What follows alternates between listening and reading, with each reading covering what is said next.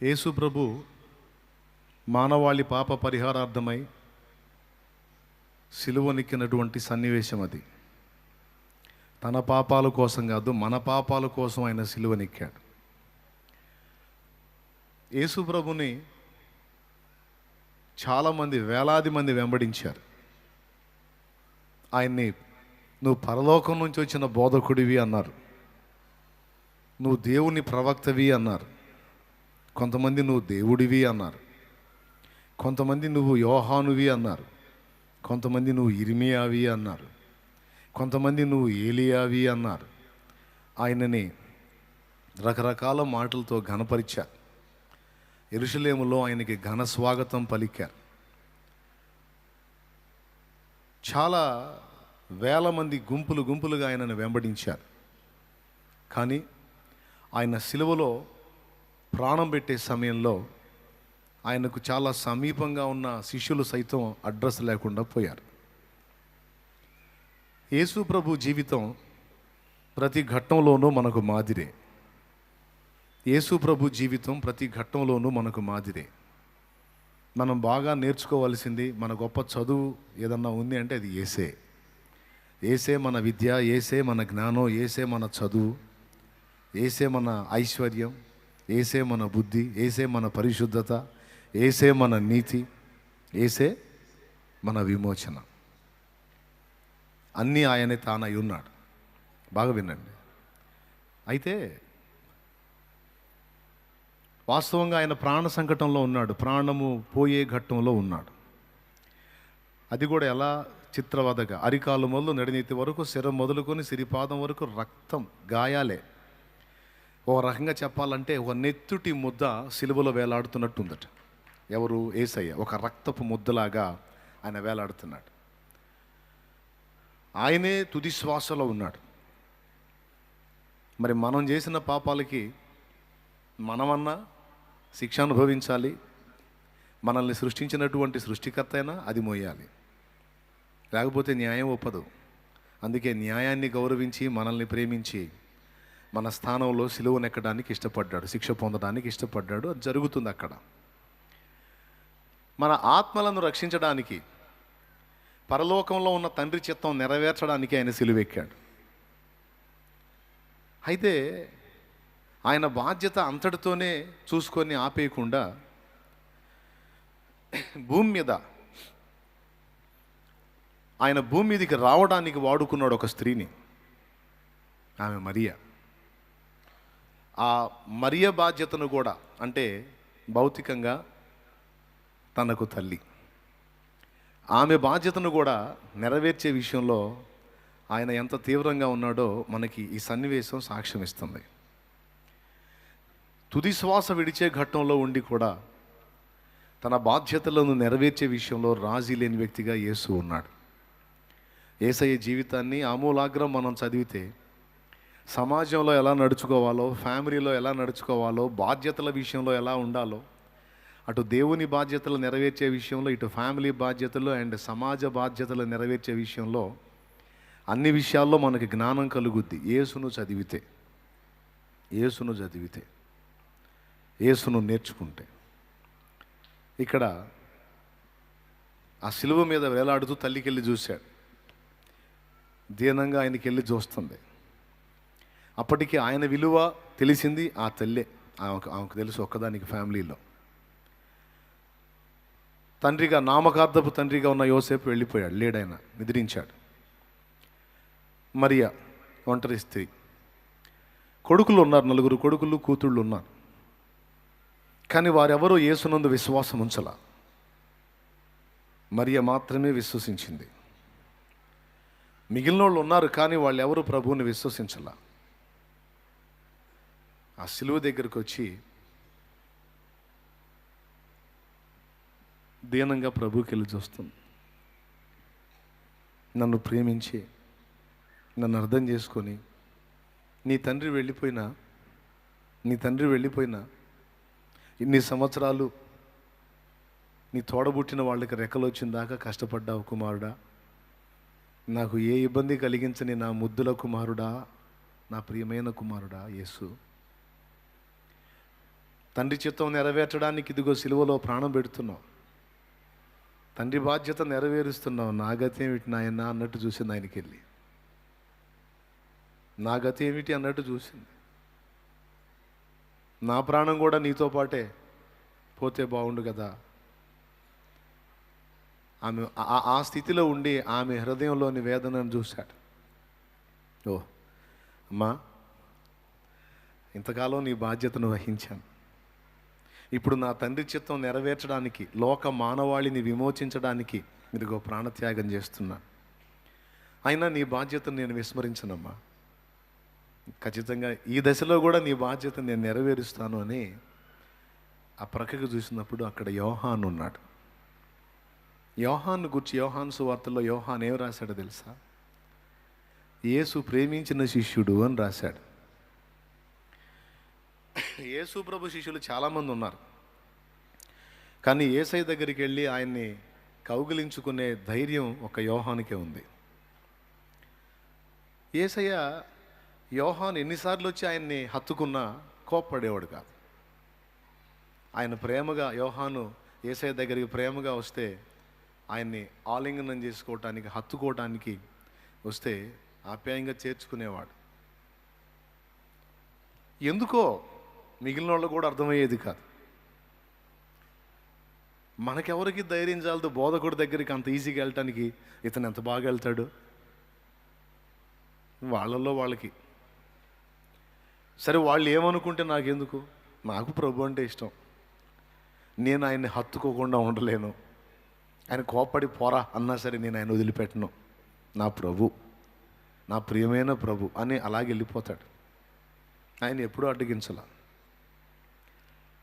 గనుక యోహానుకు ఒకటి అర్థమైంది, యేసు నన్ను ప్రేమిస్తున్నాడు, ఆయనకి నేనంటే చాలా ఇష్టం అనేది అర్థమైంది. ఈ ప్రేమ యోహానులో బలీయమైన ప్రేమను ఒలిపించింది. అది ఎంత అంటే మిగిలిన 10 మంది పరారైపోయారు, ఒకడేమో యేసును అప్పచెప్పాడు. 11 మంది 11 దారులు అయిపోయారు. ఒక యోహాను సస్తే సత్య, బతికితే బతికా, ఆయన్ని మాత్రం వదిలి ఉండలేను, ఆయన తన యాగాన్ని నెరవేర్చేంత వరకు నేను ఆయనతోనే ఉంటాను, ఆయన బలియాగం సంపూర్తి అయ్యేంత వరకు నేను ఆయనతోనే ఉంటానని తన బాధ్యత నెరిగిన వాడై, ఒక గురువు దగ్గర శిష్యుడిగా ఉన్నప్పుడు ఆ శిష్యుడు అనేవాడు ఎంత నమ్మకస్తుడై ఉండాలో, వాడు ఎంత స్థిరుడై ఉండాలో, ఎంత విశ్వాసపాత్రుడై ఉండాలో, ఎంత బాధ్యతగా వ్యవహరించాలో యోహాను ఒక బలీయమైన సాక్ష్యం ఇచ్చాడు అక్కడ. అన్నీ బాగున్నప్పుడు రాసుకొని పూసుకోవటం కాదు, అన్నీ బాగున్నప్పుడు ఆలింగనాలు చేసుకుంటా తిరగటం కాదు, పరిస్థితులు తారుమారైనప్పుడు నిలబడేవాడే నిజమైన స్నేహితుడు. పరిస్థితులు తారుమారైనప్పుడు ఇదిగో లోకమంతా నిన్ను వదిలిన, ఇదిగో నేను నీ పక్షాన్ని ఉన్నాను అనేవాడే నమ్మకస్తుడు, నిజమైన ఆత్మీయుడు. పరిస్థితులు బాగున్నప్పుడు అందరూ హడావుడి చేస్తారు, పరిస్థితులు విషమించినప్పుడు యోహాను ఒక్కడే ఉన్నాడు. అక్కడ మనకి ఇద్దరు తమ బాధ్యతలను నెరవేర్చడం స్పష్టంగా అర్థమైంది. ఒకటి యేసు, 2 ఆయన శిష్యుడు. తను ప్రాణాపాయంలో మరణకరమైన వేదనలో ఉండి కూడా తన బాధ్యతను గురించి ఆలోచిస్తాడు ఆ సిలువ మీద ఉన్న గురువు. ఆయనతో పాటు ఉంటే నన్ను కూడా పట్టుకొని ఎక్కడ చంపుతారో అని భయపడి పారిపోకుండా, చస్తే చచ్చాను, బతికితే బతికాను, నా ప్రభు, నా బోధకుడు, నా గురువు, నా నాయకుడు, నా ప్రియుడు, నా ప్రాణ ప్రియుడు, అంటే నా ప్రాణమునకు ఇష్టమైన వాడు, తను పూనుకున్న కార్యం సంపూర్తి అయ్యేంత వరకు నేను ఆయన్ని వదలను. ఒక శిష్యుడిగా నా బాధ్యత. చావుకైనా తెగించాలి, కానీ గురువును మాత్రం తుది వరకు విడనాడకూడదు. అది ఆ శిష్యుడి తీర్మానం. ఇక్కడ ఇద్దరి బాధ్యత మనకు స్పష్టపరచబడింది. ఈ విషయాన్ని నేను మీకెందుకు చెప్తున్నానంటే, మనకు కూడా దేవుడు కొన్ని బాధ్యతలు అప్పచెప్పాడు. భూమి మీద మనం ఎవరికి వారం సింగిల్గా విడిగా ఉన్న మనుషులమైనా మనకి కొన్ని లింకులు తగిలిచ్చాడు దేవుడు. నువ్వు ఈ సమాజంలో ఉన్న వ్యక్తివి, ఒక కుటుంబానికి చెందిన వ్యక్తివి. ఆ కుటుంబ సభ్యులు 4 ఉన్నాయి, 5 ఉన్నాయి, 10 మంది ఉన్నాయి, లేకపోతే 2 ఉన్నాయి. ఒకవేళ నీ ఇంట్లో 2 ఉన్నారనుకో, నీ ఒక్కడిదే కాదు, నీతో పాటు నీ ఇంట్లో మరొక వ్యక్తి బాధ్యత నీకుంది. లేదా నీ ఇంట్లో 10 మంది ఉన్నారు, నీ ఇంట్లో 10 మంది బాధ్యత నీకుంది. నీ ఇంట్లో 4 ఉన్నారు, నీవు ఒంటరి వ్యక్తివి, విడి మనిషివి అయినా ఒక ఫ్యామిలీలో నువ్వు లింక్ చేయబడ్డావు కనుక, ఒక కుటుంబానికి చెందిన వ్యక్తిగా నువ్వు ఉన్నావు కనుక, ఆ కుటుంబంలోని ఇతర వ్యక్తుల బాధ్యత నీ మీద ఉంది. ఒకటి. అలాగే నువ్వేం అరణ్యంలో లేవు, సమాజంలో ఉన్నావు. రెండవది, నువ్వు ఉన్న సమాజంలోని వ్యక్తుల బాధ్యత కూడా నీ మీద ఉంది. కొంతైనా సమాజానికి నీ అవసరత ఉంది. మళ్ళీ చెప్తాను, కనీసం కొంతైనా నీ సమాజానికి నీ అవసరత ఉంది. నీ అవసరత నీ ఫ్యామిలీకి ఉంది, నీ బాధ్యత. అలాగే నీ సమాజం విషయంలో కూడా నీకు బాధ్యత ఉంది, నీ సమాజానికి నీ అవసరత ఉంది. 2. ఈ ఫ్యామిలీ సమాజం 2 పక్కన పెడితే, అసలు నిన్ననేవాడిని ఉనికిలోకి తెచ్చాడు ఒకడు ఉన్నాడు పైన. ఎవరో ఆయన? సృష్టికర్త, దేవుడు, ప్రభు. అసలు నీకంటూ రూపం ఇచ్చి, మీ అమ్మ కడుపులో నిన్ను, మా అమ్మ కడుపులో నన్ను, మనల్ని వేసినోడు ఒకడు ఉన్నాడు. ఈ భూమి మీద మనం పుట్టినప్పుడు మనల్ని చాలామంది ఎత్తుకొని ముద్దాడు ఉంటారు. ఏది, మనల్ని కడిగి శుభ్రం చేసిన తర్వాత. అసలు మనం తల్లి గర్భంలో పడినప్పుడే మనల్ని ముద్దాడి పంపించాడు ఒక ఆయన. మాతృగర్భంలోంచి భూమి మీదకి రాగానే ఏ మనుషునికి కనపడకుండా, రహస్యమందు ఎవరికి కనపడకుండా అదృశ్య రూపంలో ఉండి నీ నుదుటన ముద్దు పెట్టాడు యేసయ్యే. ఏ నరుడు నిన్ను ముద్దాడక ముందు ఆయన నిన్ను ముద్దాడాడు. దేవునికి స్తోత్రం కలుగును గాక. ఏ స్త్రీ, నీ తల్లి కావచ్చు, లేకపోతే నీ బంధువర్గం కావచ్చు, ఎవ్వరూ ముద్దాడినప్పుడు నిన్ను ముద్దాడిన మొదటి వ్యక్తి యేసయ్య, నీ సృష్టికర్త. ఆహా, ఏడుంది బైబిల్లో ముద్దాడని చెబుతున్నా? ఏడుంది? ఏమండి, ముద్దుగా నీకు ముక్కు రూపుదిద్దాడు, ముద్దుగా నీ కళ్ళు పెట్టాడు, ముద్దుగా పెదవులు ఇచ్చాడు, ముద్దుగా ఈ చెక్కిళ్ళు ఇచ్చాడు, ముద్దుగా ఈ చెవులు ఇచ్చాడు, కాళ్ళు ఇచ్చాడు, చేతులు ఇచ్చాడు. ఇన్ని చేసినోడు ముద్దాడకుండా ఉంటాడా? ఒక్కసారి ఆలోచించి మైండ్ పెట్టి. లేకుండా మెమ్మ చేసిందా, మా అమ్మ చేసిందా? ఎవరన్నా చేశారా? నీకు నాకు రూపాన్ని ఇచ్చినోడు ఎవరండి? డౌట్ లేదుగా? ఏమన్నా అనుమానమా? మరి ఇంత అరే, ఏదో కడుపులో ఒక పిండం ఏర్పడింది, 9 నెలలు మోసింది, కన్నది, కన్నామి కోటి ముద్దులు పెడితే అసలు మొత్తం ప్రతి భాగాన్ని ఆ చేతులే నిర్మించినాయి. ఆయన ఇంకెన్ని ముద్దులు పెట్టుకుంటాడో, ఎంత ప్రేమిస్తాడో ఒక్కసారి ఆలోచించు నువ్వు. దానికి నీకు లాజిక్ కావాలా, లేకపోతే లేఖనం కావాలా? చెప్పండి. ముద్దాడున్నాడు కాబట్టి మురిపెం తీరా నిన్ను నన్ను రూపించి ఈ భూమి మీద పంపించాడు చూడు సృష్టికర్త. ఆయనతో ఒక బాధ్యత ఉంది మనకి. ఈ ముగ్గురు బాధ్యతలే కాదు. మొదటిది ఫ్యామిలీ అన్నాను, తర్వాత సమాజం అన్నాను, మూడవది దేవుడు అన్నాను, ఇంకొకటి ఉంది 4వది. అదేమిటంటే ప్రభు నిన్ను చేర్చాడే సంఘం, దాని బాధ్యత. కుటుంబ బాధ్యత, సంఘ బాధ్యత, సమాజ బాధ్యత, అలాగే అన్నిటికంటే పైన నంబర్ 1లో మనల్ని నిర్మించి భూమి మీదకి పంపించిన సృష్టికర్తకు మనం నెరవేర్చాల్సిన బాధ్యత. భూమి మీద మనం ఖాళీగా లేవండి, అనవసరంగా సృష్టించబడలేదండి. కొన్ని పనులు మనం నెరవేర్చాలి, కొన్ని బాధ్యతలను మనం నెరవేర్చాలి. ఆ ఉద్దేశంతోనే మనల్ని పుట్టించాడండి. ఆ ఉద్దేశంతోనే మనకు బంధాలు అనుబంధాలు అన్నీ ఏర్పరిచాడండి. నాకే బాధ్యత లేదు, నేను దేన్ని పట్టించుకోను అన్నట్టు మనం ఉండకూడదు. మరి అట్లయితే నువ్వు ఆ మధ్యతో పాట పాడినట్టున్నావు, బంధు బాంధవ్యాల బాధ వలదు, బరువు బాధ్యతలన్న భయము వలదు, నీ మధుర బంధమే నాకు చాలు, నీవిచ్చు భాగ్యమే, నువ్వు మెచ్చు కార్యమే నాకు చాలు, నువ్వు హెచ్చు కార్యమే నాకు చాలని పాడావుగా. మరి బరువు బాధ్యతలన్న భయం లేదన్నప్పుడు మళ్ళీ బాధ్యతల గురించి చెబుతావేమన్నాయా అని ఒక డౌటు. నేను అంటున్నది ఏంటంటే బాధ్యతలు వదిలేశాను అని అంటల్లా, బాధ్యతల విషయంలో భయం ఉంది. అమ్మాయికి 25 ఏళ్ళు వచ్చినాయి, ఇంకా పెళ్లి కాలేదు. మరి కన్నప్పుడు తల్లిదండ్రిగా పిల్లకి పెళ్లి చేయాల్సిన బాధ్యత ఉంది కదా. ఆ బాధ్యత ఏం చేసిద్ది అంటే మనశ్శాంతి లేకుండా చేసిద్ది, భయాన్ని కల్పిస్తుంది. 25 ఏళ్ళు వచ్చినాయి, కనీసం ఈ సంవత్సరం అన్నా 26 ప్రారంభమైంది, ఈ ఏడన్నా పెళ్ళి అయిద్దో లేదో, 26 కూడా అయిపోయింది, 27, ఈ ఏడన్నా అయిద్దో లేదో, 27 అయిపోయింది, 28, వామ్మో.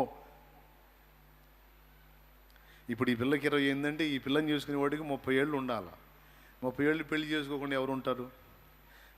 30 వచ్చినాయి అనుకో పాపకి, వామ్మ ఈ పిల్లని చేసుకునేవాడు కనీసం 31 ఉండాలి. 31 సంవత్సరం వివాహం చేసుకోకుండా ఎవరు ఉంటారు? నా బిడ్డ గతి ఏంది? చాలామంది పిల్లల్ని కన్నా తల్లిదండ్రులకి, ఆడపిల్లల్ని కన్నా తల్లిదండ్రులకి మహా టెన్షన్, భయం. ఇక తిండి పట్టదు, నిద్ర పట్టదు. ఆ పిల్లని చూస్తూ ఉంటే ఇబ్బందిగా బాధపడుతూ ఉంటారు. పిల్ల బాధ్యత తీర్చలేదే, బాధ్యత తీర్చలేదే. పిల్లరా, నేను వాడింది అది. బాధ్యతలు ఉన్నాయి, కానీ ఆ బాధ్యతలను తీర్చే విషయంలో నాకు భయం వద్దు. ఎందుకంటే నేను నెరవేర్చాల్సిన బాధ్యతల్ని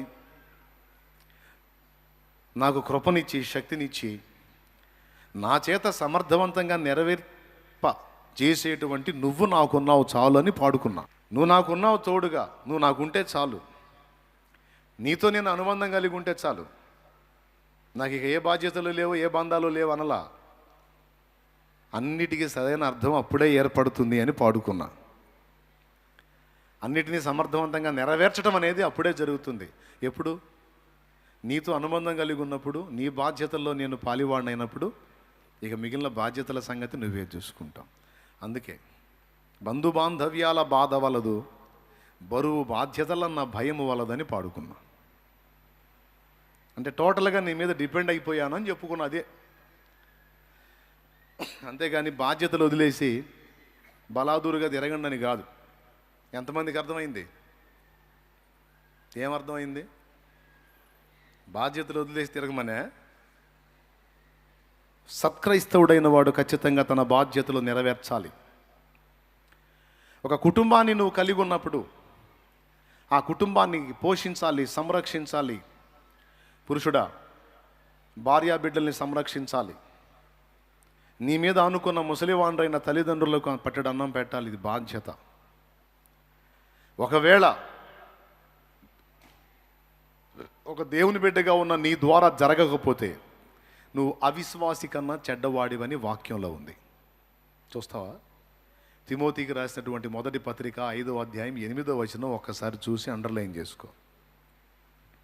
చూడు, ఎవడైనను ఒక భార్యగా, ఒక భర్తగా, ఒక కొడుకుగా, కూతురుగా, తల్లిగా, తండ్రిగా దేవుడు నీకు ఇచ్చిన బాధ్యతలు నువ్వు సంరక్షించాల్సిన వ్యక్తుల విషయంలో నువ్వు సీరియస్గా ఉండకపోతే, బాధ్యతగా వ్యవహరించకపోతే నువ్వేమై ఉన్నావు చూడు అక్కడ.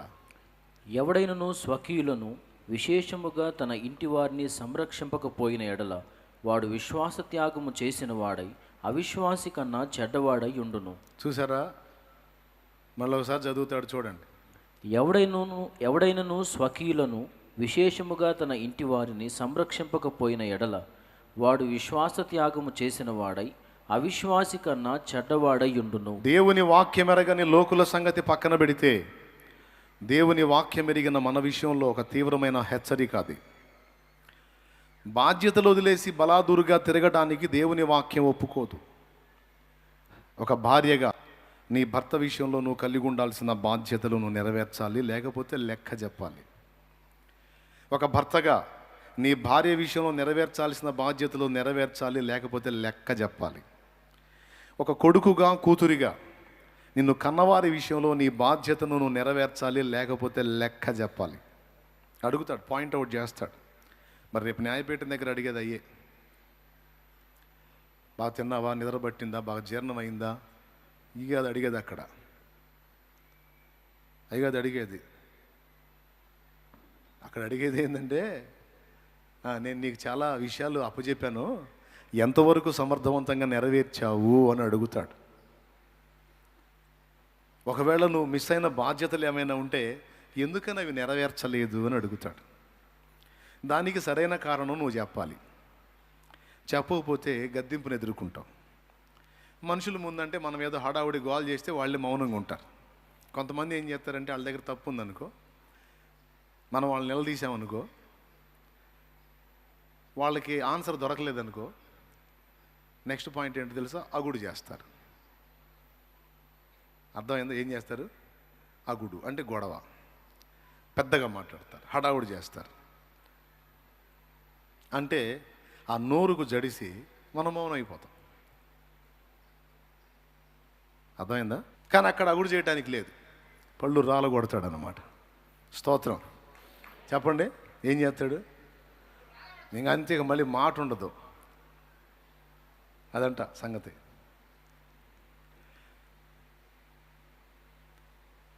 అడుగుతాడు, అక్కడ లెక్క అడుగుతాడు, లేఖనము చూపించి అడుగుతాడు. నా గ్రంథములో, నా లేఖనములో నేనేం చెప్పాను? స్వకీయులను విశేషముగా తన సొంత ఇంటి వారిని సంరక్షింపకపోతే వాడు విశ్వాస త్యాగం చేసిన వాడై అవిశ్వాసి కన్నా చెడ్డవాడవుతాడని నేను చెప్పాను కదా, ఎందుకు ఆ మాటను నువ్వు తీవ్రంగా తీసుకోలేదని అడుగుతాడు. మనం ఆన్సర్ చేసుకోవాలి రేపు అక్కడ. అందుకే దేవుడిచ్చినటువంటి బాధ్యతలను మనం ఖచ్చితంగా నెరవేర్చాలి.